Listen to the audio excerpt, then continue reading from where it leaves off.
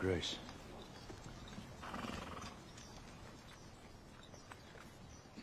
You got fat.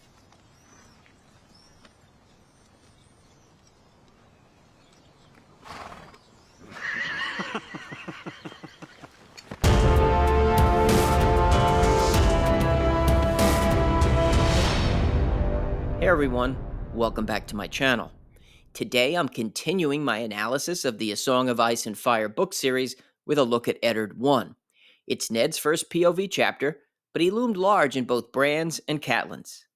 This one opens with the arrival of King Robert Baratheon and his entourage. Ned is immediately taken aback by how different his old friend looks. Martin writes, 15 years passed when they had ridden forth to win a throne. The Lord of Storm's End had been clean-shaven, clear-eyed, and muscled like a maiden's fantasy. 6.5 feet tall, he towered over lesser men, and when he donned his armor and the great antlered helmet of his house, he became a veritable giant. He had a giant's strength, too, his weapon of choice a spiked iron warhammer that Ned could scarcely lift. In those days, the smell of leather and blood had clung to him like perfume. Now it was perfume that clung to him like perfume, and he had a girth to match his height. Ned had last seen the king 9 years before, during Balon Greyjoy's rebellion, when the stag and the direwolf had joined to end the pretensions of the self-proclaimed king of the Iron Islands. Since the night they had stood side by side in Greyjoy's fallen stronghold, where Robert had accepted the rebel lord's surrender and Ned had taken his son Theon as hostage and ward, the king had gained at least 8 stone. A beard as coarse and black as iron wire covered his jaw to hide his double chin and the sag of the royal jowls, but nothing could hide his stomach or the dark circle under his eyes. Just as in Bran 1, where we learned a great deal about Jon, it's the same here for Robert.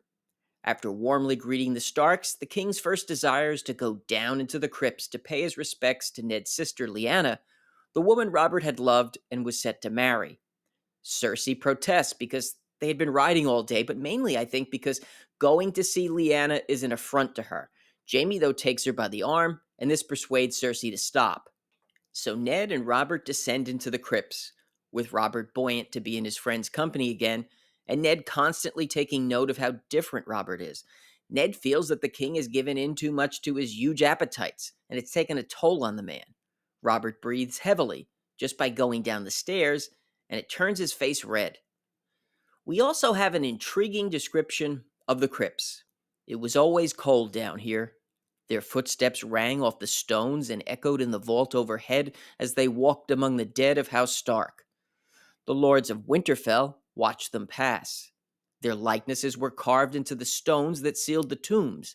In long rows they sat, blind eyes staring out into eternal darkness, while great stone direwolves curled around their feet. The shifting shadows made the stone figures seem to stir as the living passed by. By ancient custom, an iron longsword had been laid across the lap of each who had been Lord of Winterfell to keep the vengeful spirits in their crypts.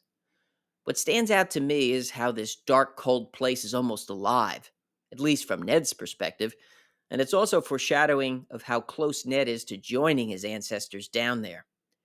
The crypt continued on into the darkness ahead of them, but beyond this point the tombs were empty and unsealed, black holes waiting for their dead, waiting for him and his children. Ned did not like to think on that. And we, of course, know what Robert and Ned's fate will be by the end of the first book, but even despite all this foreshadowing, the crypts do maintain a mystique. Robert complains that Lyanna was more beautiful than the stone depiction of her. He's also unhappy that she was buried down here. He says she deserved more than darkness. Ned simply and quietly responds with, "She was a Stark of Winterfell. This is her place." Both Ned and Robert are stuck in the past, but in different ways. For Robert, it's more of his own personal past when he was young and Lyanna was still alive. For Ned, it's the old ways, the customs that they've been passed down to him. He thinks in black and white terms. There are no shades of gray, whether it's with a deserter from the Wall in Bran's chapter, or his wife's worries about the others and the meaning behind the sudden appearance of the direwolves. We do, though, get our first hint of there being something more going on at the time of Lyanna's death when Ned recalls it. He could hear her still at times. "Promise me," she had cried in a room that smelled of blood and roses. "Promise me, Ned." The fever had taken her strength and her voice had been as faint as a whisper. But when he gave her his word, the fear had gone out of his sister's eyes. As in the other early chapters, George does much world building. We get the description of how Robert drove his warhammer into Rhaegar at the Trident, smashing his breastplate and killing him. The king remarks how in his dreams he kills Rhaegar every night, and that 1,000 deaths would be less than he deserves.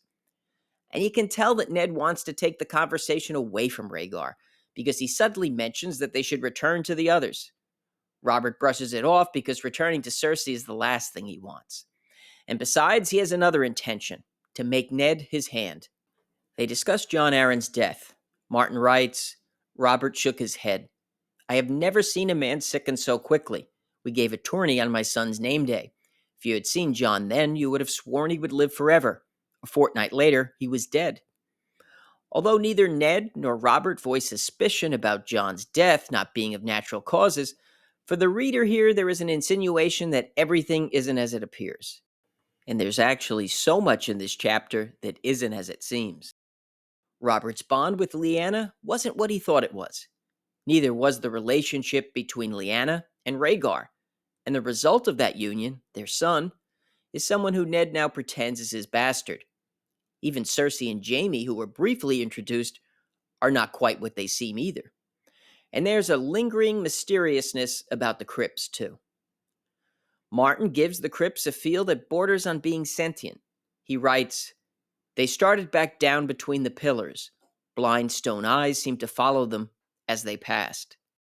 Ned and Robert discuss how Jon Arryn's widow Lysa fled from King's Landing with her son, just as Robert was looking to foster him with Tywin Lannister at Casterly Rock. And then King Robert says, "Those years we spent in the Eyrie, gods, they were good years. I want you at my side again, Ned. I want you down in King's Landing, not up here at the end of the world, where you're no damn use to anybody." And while it's clear that being Hand isn't a job Ned's cut out for, and some can criticize his decision to go south, the bottom line is he didn't really have a choice in the matter. And it's not just because Robert is his good friend, but he's also his king.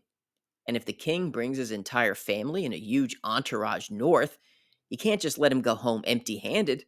So Robert wasn't really giving Ned a choice either. In Catelyn 1, I was critical of Ned seeming oblivious to the real reason for Robert coming to Winterfell. Here, from his POV, we can see that he's not surprised. So either it was a thought that came to him later, or was something he didn't want to discuss with his wife. Either way, my approach to these chapters is what we see from the POVs at that time, and while I'll work in information we know that comes into play later, I also look at them in a fresh way as a reader would for the first time. It's well placed that Eddard 1 follows the first Daenerys chapter because we get both viewpoints about what happened at the Trident when Robert and Rhaegar collided. Along with him wanting Ned to be his hand, Robert also surprises him by proposing that they join their houses by having Joffrey and Sansa marry. Not surprisingly, the king adds, "as Lyanna and I might once have done." This chapter begins to branch out and open up Martin's world, and it has a richness that leaves you with a lot to think about. And the final paragraph triggers this reaction perfectly. For a moment, Eddard Stark was filled with a terrible sense of foreboding. This was his place, here in the north. He looked at the stone figures all around them, breathed in the chill silence of the crypt. He could feel the eyes of the dead. They were all listening, he knew. And winter was coming. Don't forget to hit the like button, and if you're interested in more on A Song of Ice and Fire and House of the Dragon, listen to Caraxes and subscribe. I want to thank everyone for watching, and I'll see you soon.